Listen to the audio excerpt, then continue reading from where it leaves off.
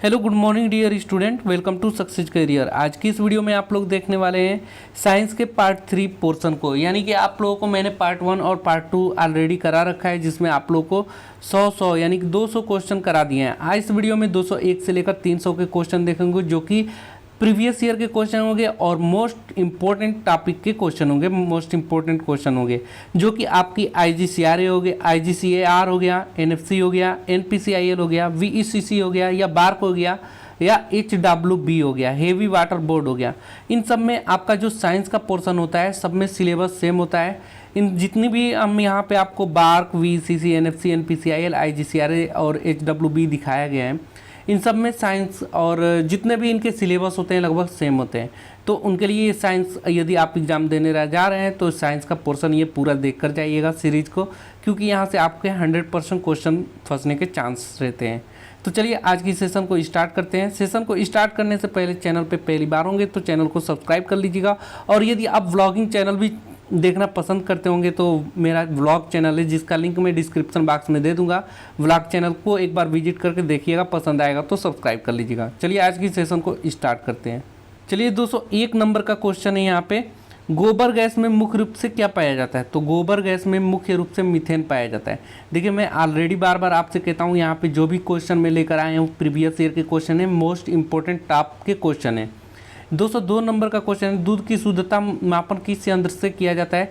तो दूध की जो शुद्धता होती है उसे लैक्टोमीटर के द्वारा नापा जाता है। 203 नंबर का क्वेश्चन है, पृथ्वी पर सबसे अधिक मात्रा में पाए जाने वाला धातु कौन सा है? तो पृथ्वी पर सबसे ज़्यादा अधिक मात्रा में पाए जाने वाला धातु जो है एल्युमिनियम है। अगला है, मोती मुख्य रूप से किस पदार्थ का बना होता है? तो मोती मुख्य रूप से कैल्शियम कार्बोनेट का बना होता है। किसका? कैल्शियम कार्बोनेट का। अगला है, मानव शरीर में सबसे अधिक मात्रा में कौन सा तत्व पाया जाता है? तो मानव शरीर में सबसे अधिक मात्रा में ऑक्सीजन पाया जाता है। अगला है, किस प्रकार के ऊतक शरीर के सुरक्षा कवच का कार्य करते हैं? तो एपिथेलियम ऊतक जो होते हैं ये शरीर की सुरक्षा कवच प्रदान करते हैं। अगला क्वेश्चन है, मनुष्य ने सर्वप्रथम किस जंतु को अपना पालतू बनाया? तो मनुष्य ने सर्वप्रथम कुत्ता जंतु को अपना पालतू बनाया। अगला है, किस वैज्ञानिक ने सर्वप्रथम बर्फ के दो टुकड़ों को आपस में घिसकर पिघला दिया था? तो डेवी जो वैज्ञानिक ने थे सर्वप्रथम बर्फ के दो टुकड़ों को आपस में घिसकर पिघला दिए थे। अगला है, विद्युत ऊर्जा को ध्वनि ऊर्जा में परिवर्तित करने वाला उपकरण क्या कहलाता है? तो लाउड स्पीकर जो होता है ये विद्युत ऊर्जा को ध्वनि ऊर्जा में बदलता है। अगला क्वेश्चन है, ध्वनि ऊर्जा को विद्युत ऊर्जा में परिवर्तित करने वाला उपकरण कौन सा है? तो ध्वनि ऊर्जा को विद्युत ऊर्जा में परिवर्तित करने वाला उपकरण माइक्रोफोन होता है। अगला है, रासायनिक ऊर्जा को विद्युत ऊर्जा में परिवर्तित करने वाला उपकरण? तो रासायनिक से विद्युत कौन करता है? विद्युत सेल। विद्युत सेल जो है रासायनिक ऊर्जा को विद्युत ऊर्जा में बदलता है। और अगला क्वेश्चन है, यांत्रिक ऊर्जा को विद्युत ऊर्जा में परिवर्तित करने वाला उपकरण? तो जो मैकेनिकल एनर्जी है, इलेक्ट्रिकल एनर्जी, किसके द्वारा? डायनोमो द्वारा, यानी कि जनरेटर के द्वारा ये कार्य किया जा सकता है। डायनोमो एक तरह से क्या होता है? जनरेटर ही होता है। अगला है, रासायनिक ऊर्जा को प्रकाश ऊर्जा एवं उष्मीय ऊर्जा में परिवर्तित करने वाला उपकरण मोमबत्ती होता है। मोमबत्ती जो होता है रासायनिक ऊर्जा को किस में बदलता है? प्रकाश ऊर्जा या उष्मा ऊर्जा में परिवर्तित करता है। अगला क्वेश्चन है 214 नंबर, सौर ऊर्जा को विद्युत ऊर्जा में परिवर्तित करने वाला उपकरण सोलर सेल होता है। सोलर सेल जो होता है सौर ऊर्जा को विद्युत ऊर्जा में बदलता है। अगला है, विद्युत ऊर्जा को प्रकाश ऊर्जा में परिवर्तित करने वाला उपकरण कौन सा है? तो विद्युत ऊर्जा को प्रकाश ऊर्जा में परिवर्तित ट्यूब लाइट करता है ना। अगला है, विद्युत ऊर्जा को यांत्रिक ऊर्जा में, तो विद्युत ऊर्जा है यांत्रिक ऊर्जा में परिवर्तित करने वाला कौन सा होता है? तो वो मोटर होता है ना, मोटर। ठीक, यहाँ पे ऑप्शन भूल गया है। अगला है, वायुयान के टायरों तथा गुब्बारों में कौन सी गैस भरी होती है? तो वायुयान के टायरों तथा गुब्बारों में हीलियम गैस भरी होती है, जिसका घनत्व तो काफ़ी कम होता है और वो क्या करता है? काफ़ी ऊंचाई पर जाता है। अगला है, पदार्थ की चौथी अवस्था कौन सी है? तो आप लोगों को अभी तक तीन ही अवस्था पढ़े थे पदार्थ की, लेकिन चौथी अवस्था प्लाज्मा होता है। तीन अवस्था कौन कौन सा? तो द्रव अवस्था, ठोस अवस्था और अर्ध ठोस अवस्था ना। अगला क्वेश्चन देखिए, हाइड्रोकार्बन की प्रकृति का स्रोत क्या है? तो हाइड्रोकार्बन की प्रकृति का जो स्रोत है वो हीलियम है। 220 नंबर का क्वेश्चन, कार्बन का शुद्धतम रूप क्या होता है? तो कार्बन का शुद्धतम रूप हीरा होता है। अगला, स्टेनलेस स्टील किसका मिश्र धातु होता है? तो स्टेनलेस स्टील लोहा, निकिल और क्रोमियम का मिश्र धातु होता है। अगला है, द्रव स्वर्ण किसे कहा जाता है? तो पेट्रोलियम को द्रव स्वर्ण कहा जाता है। अगला है, शुद्ध सेल्यूलोज किसे बनता है? तो शुद्ध सेल्यूलोज कागज से बनता है। किससे बनता है? कागज से। अगला है, अग्निशमक यंत्र में कौन सी गैस निकलती है? तो कार्बन डाइऑक्साइड गैस अग्निशमक यंत्र से में निकलती है। अगला क्वेश्चन पे बढ़ते हैं। 225 नंबर दिया है, रोल्ड गोल्ड किसका मिश्रण है? तो रोल्ड गोल्ड कापर और एल्युमिनियम का मिश्रण होता है। किसका? रोल्ड गोल्ड कापर और एल्युमिनियम का। अगला है, गन पाउडर किसका मिश्रण होता है? तो गन पाउडर सल्फर, चारकोल और सोरा का मिश्रण होता है। याद रखिएगा, गन पाउडर किसका मिश्रण होता है? सल्फर, चारकोल और सोरा का। अगला क्वेश्चन है, रेफ्रिजरेटर में किस गैस का प्रयोग किया जाता है? तो रेफ्रिजरेटर में अमोनिया गैस का प्रयोग किया जाता है। अगला है, तत्वों का सबसे पहले वर्गीकरण किसने किया था? तो डोबर्नियर ने किया था। किसने किया था? डोबर्नियर ने। अगला है, तत्वों के वर्गीकरण से संबंधित त्रिक के नियम का सिद्धांत किसने दिया था? तो डोबरेनर ने ही दिया था। इसे डोबनियर भी बहुत जगह से बोला जाता है, तो डोबरेनर बोलिए या डोबनियर बोलिए। अगला है 230 नंबर, तत्वों के वर्गीकरण से संबंधित अष्टक नियम के सिद्धांत किसने दिए थे? तो आप लोग पढ़े होंगे केमिस्ट्री में, न्यूलैंडस का अष्टक नियम बोला जाता था। ये इसी ने तत्वों के वर्गीकरण से अष्टक नियम सिद्धांत प्रतिपादन किया। अगला है, किस वैज्ञानिक ने सर्वप्रथम आवर्त सारणी का निर्माण किया? तो मेंडलीफ जो है ये सर्वप्रथम क्या किए थे? आवर्त सारणी का निर्माण किए थे। अगला है, वह सबसे छोटा कण जिसमें उस तत्व के सभी गुण विद्यमान होते हैं क्या कहलाते हैं? तो अणु कहलाते हैं। अणु कहलाते हैं। किसी तत्व के गुणों को प्रदर्शित करता है? परमाणु क्रमांक। परमाणु क्रमांक जो है किसी तत्व के गुणों को प्रदर्शित करता है। अगला है, सिनेबार किसका खनिज है? तो सिनेबार पारे का खनिज है। अगला है, किसके निष्कर्षण हेतु साइनाइड विधि प्रयुक्त होती है? तो चांदी ना, निष्कर्षण हेतु साइनाइड विधि प्रयुक्त होता है चांदी के निष्कर्षण में। अगला क्वेश्चन देखिएगा, 236 नंबर दिया है, हवा के वास्तविक जल वाष्प की मात्रा को क्या कहते हैं? तो हवा की वास्तविक जल वाष्प की मात्रा को परम आर्द्रता कहलाता है। अगला है, नाभिकीय विखंडन को सर्वप्रथम प्रयोगात्मक तरीके से देखा गया था। किसने देखा था? तो स्ट्रासमन द्वारा देखा गया था। अगला है, तड़ित चालक निर्मित होता है किसके द्वारा? तो तड़ित चालक तांबे द्वारा निर्मित होता है। अगला है, पानी का अणु भार कितना होता है? तो पानी का अणु भार कितना होता है?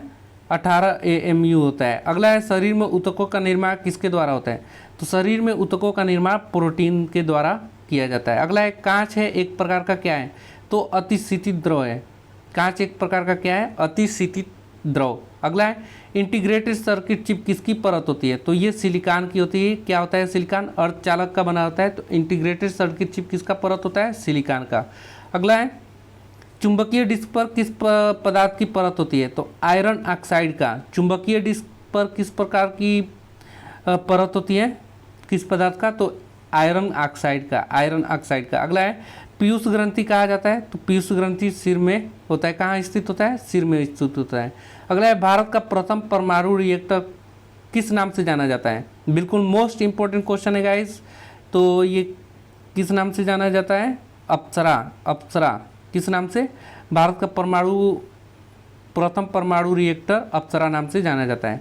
अगला है 246 नंबर, डायनामो किस सिद्धांत पर आधारित है? तो फैराडे के नियम पर आधारित है। अगला है क्वेश्चन, आइंस्टीन समीकरण E=mc² में C क्या प्रदर्शित करता है? तो C प्रकाश के वेग को प्रदर्शित करता है। और यहाँ यदि M पूछ लिया जाता है तो M क्या प्रदर्शित करता है? तो M यहाँ पे द्रव्यमान को प्रदर्शित करता है। अगला है, प्रथम बार मंगल ग्रह पर उतरने वाला अंतरिक्ष यान कौन सा था? तो पाथफाइंडर जो था ये प्रथम बार मंगल ग्रह पे उतरने वाला अंतरिक्ष यान था। अगला है, किसी वस्तु का अधिकतम भार होता है कहाँ पे? तो वायु में सबसे ज़्यादा अधिकतम भार होता है। अगला क्वेश्चन है, लार किसके पाचन में सहायक होता है? तो लार स्टार्च के पाचन में सहायक होता है। अगला 251 नंबर, लिफ्ट की खोज किसके द्वारा की गई थी? तो ओटिस द्वारा किया गया था।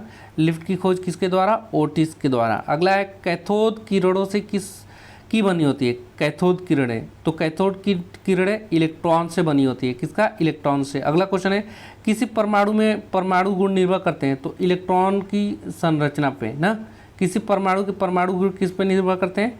तो इलेक्ट्रॉन की संरचना पे निर्भर करते हैं। अगला क्वेश्चन है 254 नंबर, दिया अनिश्चितता के सिद्धांत का प्रतिपादन किसने किया था? हाइजेनबर्ग ने किया था। अनिश्चितता के सिद्धांत का प्रतिपादन किसने किया था? हाइजेनबर्ग ने किया था। अगला है, सोडा वाटर बनाने के लिए कौन सी गैस प्रयोग की जाती है? तो सोडा वाटर बनाने के लिए CO2 गैस प्रयोग में लाई जाती है। अगला क्वेश्चन है ग्रीन हाउस प्रभाव में पृथ्वी के वातावरण का गर्म होना किसके कारण होता है? तो ये अल्ट्रावायलेट रे के कारण होता है। ग्रीन हाउस प्रभाव पृथ्वी के वातावरण का गर्म होने का किसका कारण है? अल्ट्रावायलेट रे के कारण। अगला है वनस्पति घी किससे बनाया जाता है? तो वनस्पति घी हाइड्रोजन से बनाया जाता है। ठीक है। अगला क्वेश्चन है विद्युत बल्ब में कौन सी गैस भरी होती है? तो विद्युत बल्ब में नाइट्रोजन गैस भरी होती है। अगला क्वेश्चन है 259 नंबर, यूरेसिल किस में पाया जाता है? तो यूरेसिल आरएनए में पाया जाता है। अगला क्वेश्चन है सिरका में कौन सा अम्ल पाया जाता है? तो सिरका में एसिटिक एसिड पाया जाता है। अगला क्वेश्चन शुद्ध जल अम्लीय होता है या क्षारीय? तो शुद्ध जल कैसा होता है? उदासीन होता है। अगला क्वेश्चन दूरी मापने की सबसे बड़ी इकाई क्या है? तो दूरी मापने का सबसे बड़ी इकाई पारसेक होता है। कौन सा होता है? पारसेक होता है। अगला क्वेश्चन देखिए क्वांटम सिद्धांत का प्रतिपादन किसने किया था? तो क्वांटम मैक्स प्लैंक का क्वांटम सिद्धांत। ठीक है।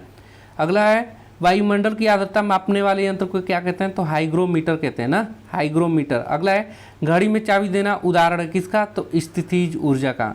घड़ी में जो चाबी दिया जाता है वो किसका उदाहरण है? स्थितिज ऊर्जा का उदाहरण है। 266 नंबर का क्वेश्चन है समुद्र में तैरना नदी की अपेक्षा आसान क्यों है? क्योंकि समुद्र का पानी का घनत्व तो नदी से के पानी से अधिक होता है, इस वजह से समुद्र में तैरना नदी की अपेक्षा आसान होता है। अगला 267 नंबर, तरंगे अपसर्व कही जाती हैं जब उनकी आवृत्ति को 20 हर्ट्ज से कम होता है। तो अगला क्वेश्चन है यदि वायुमंडल न हो तो दिन की अवधि क्या होती? कम हो जाती। यदि वायुमंडल न होता तो दिन की अवधि क्या होती? कम हो जाती। अगला क्वेश्चन है ऊष्मा किस प्रक्रिया से सर्वाधिक तीव्र गति से स्थानांतरित होती है? तो देखिए विकिरण जो होता है इसके द्वारा काफ़ी तेज क्या होती हैं? स्थानांतरित होती हैं। जैसे सूर्य से जो प्रकाश है या ऊष्मा है पृथ्वी तक आने में सिर्फ 8 मिनट कुछ सेकेंड ही लगता है। तो ये याद रखिएगा विकिरण बहुत ही जो विकिरण प्रक्रिया है उसमें ऊष्मा बहुत ही सर्वाधिक गति तीव्र गति से चलता है। अगला क्वेश्चन है ट्रांसफार्मर किस सिद्धांत पर आधारित है? तो ट्रांसफार्मर जो है ये चुंबकीय प्रेरण पर आधारित है। अगला क्वेश्चन है ध्वनि तरंगे कैसी तरंगे हैं? तो ये एक अनुदैर्घ्य तरंगे होती हैं और ध्वनि तरंगे एक अनुदैर्घ्य तरंगे होती हैं। अगला क्वेश्चन है उत्तल दर्पण द्वारा बनाया गया प्रतिबिंब कैसा होता है? तो उत्तल दर्पण द्वारा बनाया गया प्रतिबिंब वास्तविक और सीधा होता है। अगला क्वेश्चन है फ्यूज के पदार्थ का तापमान कितना होता है? तो फ्यूज के पदार्थ का तापमान जो होना चाहिए ये निम्न गलनांक वाला होना चाहिए कि जैसे ही लाइट अधिक हो तो क्या हो जाए? गल जाए। अगला है फोटोग्राफिक कैमरे में अधिक अभिदृश्यक लेंस होता है, उत्तल लेंस होता है। अभिदृश्यक लेंस जो होता है वो कौन सा लेंस होता है? उत्तल लेंस होता है। अगला क्वेश्चन प्रकाश तरंगे उदाहरण है किसके? 275 नंबर का क्वेश्चन है कि प्रकाश तरंगे उदाहरण किसका? विद्युत चुंबकीय तरंगों का उदाहरण है।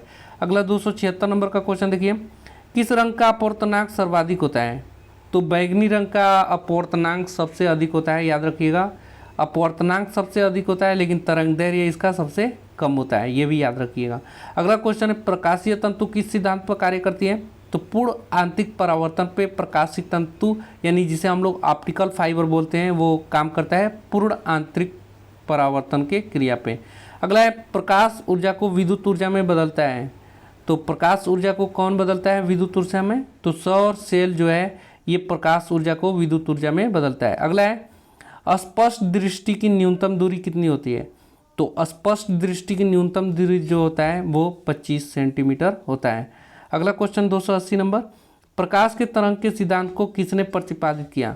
तो हाइगेंस ने किया था। अगला क्वेश्चन है ध्वनि तरंगों को वेग सबसे ज़्यादा होता है किसमें? तो ठोस माध्यम में सबसे अधिक होता है ध्वनि तरंगों का वेग। अगले क्वेश्चन पे बढ़ते हैं। अगला क्वेश्चन है 282 नंबर, ध्वनि का प्रभाव कान में कितने समय तक रहता है? तो 1/10 सेकेंड जो रहता है ध्वनि का प्रभाव कान में रहता है। अगला क्वेश्चन है केल्विन तापमापी में बर्फ का गलनांक कितना होता है? तो केल्विन तापमापी में बर्फ का गलनांक 273 केल्विन होता है। अगला क्वेश्चन है शुद्ध जल का क्वथनांक फ़ारेनहाइट स्केल पर क्या होगा? तो शुद्ध जल का क्वथनांक फ़ारेनहाइट स्केल पर जो होता है वो 212 फ़ारेनहाइट होता है। अगला 285 नंबर, रेफ्रिजरेटर में थर्मोस्टेट का कार्य क्या होता है? तो एक समान ताप को बनाए रखना रेफ्रिजरेटर में थर्मोस्टेट का कार्य होता है। अगला क्वेश्चन है 286 नंबर, सूर्य की ऊष्मा पृथ्वी पर पहुंचती है विकिरण द्वारा, अभी आपको मैंने बता ही दिया था। अगला क्वेश्चन है 287 नंबर, पानी के ऊपर तेल परत का चमकना इसका उदाहरण है, तो ये व्यक्तिकरण का उदाहरण है। अगला क्वेश्चन, इंद्रधनुष में किस रंग का विक्षेपण सर्वाधिक होता है? तो लाल रंग का विक्षेपण सबसे सर्वाधिक होता है, क्योंकि जो इसका विक्षेपण होने का कारण ये है कि इसका तरंगदैर्घ्य, लाल रंग का तरंगदैर्घ्य भी क्या होता है, काफ़ी अधिक होता है। अगला क्वेश्चन देखिएगा, दिया है मैक संख्या का उपयोग किसकी चाल निर्धारण के लिए किया जाता है? तो ये विमान की चाल के निर्धारण के लिए मैक संख्या का उपयोग किया जाता है। अगला क्वेश्चन है, हाइड्रोजन बम आधारित किस पे होता है? तो ये नाभिकीय संलयन पर हाइड्रोजन बम आधारित होता है। और नाभिकीय संलयन कहाँ होता है? तो सूर्य की जो सूर्य है उसमें भी नाभिकीय संलयन होता है, जो कि हाइड्रोजन और हीलियम आपस में मिलकर भारी परमाणु बना लेते हैं। अगला क्वेश्चन है, परमाणु बम आधारित होता है तो नाभिकीय विखंडन पर आधारित होता है। हाइड्रोजन बम किस पे है? तो नाभिकीय संलयन पे। परमाणु रिएक्टर किस पे आधारित होता है? तो नाभिकीय विखंडन पे ही आधारित होता है। प्रतिध्वनि का क्या कारण है? तो प्रतिध्वनि का जो कारण है, ध्वनि का परिवर्तन के कारण प्रतिध्वनि सुनाई देता है। अगला क्वेश्चन है, केल्विन मान में मानव शरीर का सामान्य तापमान क्या होता है? तो केल्विन तापमान में 273 केल्विन होता है ना, ऐसे 37 डिग्री सेल्सियस बोलिए, और इसमें 273 ऐड कर देंगे तो कितना हो जाएगा, 310 केल्विन में परिवर्तित हो जाएगा। अगला क्वेश्चन है, मैनोमीटर के द्वारा किसकी माप की जाती है? तो मैनोमीटर के द्वारा गैसों का दाब किया जाता है। अगला क्वेश्चन है, जेट इंजन किस सिद्धांत पर कार्य करता है? तो जेट इंजन रैखिक संवेग संरक्षण पर कार्य करता है। अगला क्वेश्चन है, एक फैदम कितने के बराबर होता है? एक फैदम 6 फीट के बराबर होता है। अगला क्वेश्चन है, कौन सा कण सबसे अधिक अस्थायी है? तो सबसे अस्थायी कण होता है वो न्यूट्रॉन होता है। अगला क्वेश्चन है, पृथ्वी का पलायन वेग कितना होता है? तो ये भी मोस्ट इंपॉर्टेंट क्वेश्चन है गाइज, सभी यहाँ पे मोस्ट इंपॉर्टेंट क्वेश्चन है, ठीक है। तो कितना होता है पलायन वेग का मान? तो 11.2 किलोमीटर प्रति सेकेंड होता है, याद रखिएगा। अगला क्वेश्चन देखिए, पृथ्वी पर वायुमंडल दाब का क्या कारण होता है? तो पृथ्वी पर वायुमंडल दाब का जो कारण होता है वो गुरुत्वाकर्षण है। यदि पृथ्वी पर गुरुत्वाकर्षण नहीं होता तो हमारे वायुमंडल दाब बहुत ही जीरो होता है। तो इस प्रकार आप लोग देख सकते हैं कि हमने आप लोगों को 300 क्वेश्चन की सीरीज करवा दिया। वीडियो अच्छा लगेगा तो लाइक कर दीजिएगा, और जो लोग चैनल पे पहली बार होंगे तो चैनल को सब्सक्राइब करिएगा। यदि व्लॉगिंग चैनल को आपको पसंद, तो व्लॉगिंग चैनल का लिंक भी मैं आपको डिस्क्रिप्शन बॉक्स में अपना दे दिया हूँ, जाकर वहाँ पर थोड़ा विजिट करके उसको भी थोड़ा सपोर्ट कर सकते हैं। और आज अभी तक आपने ये सीरीज पूरा नहीं देखा है तो उसका भी लिंक आपको डिस्क्रिप्शन बॉक्स में मिल जाएगा, तो पूरा जाकर सीरीज को देख लीजिए, जो कि आपको IGCRA, NPCIL, NFC या SWB या बार जिसमें साइंस के पोर्शन पूछे जाते हैं, यहाँ पे उन्हीं क्वेश्चन को मिलाकर यहाँ पे लाया गया, जो कि आपके एग्जाम के लिए काफ़ी हेल्पफुल होगा। आज के लिए वीडियो में इतना ही। Thanks for watching this video guys.